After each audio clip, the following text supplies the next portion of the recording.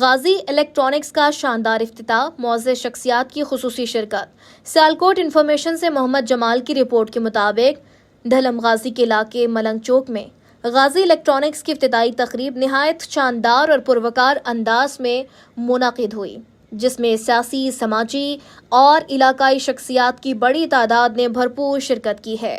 تقریب میں رکن قومی اسمبلی اور وزیر مملکت برائے planning and development Chaudhry Armaghan Subhani نے بطور مہمان خصوصی شرکت کی ہے، جبکہ دکان کا باقاعدہ افتتاح رکن صوبائی اسمبلی اور chairman land record authority Punjab Chaudhry Tariq Subhani نے فیتا کاٹ کر کیا۔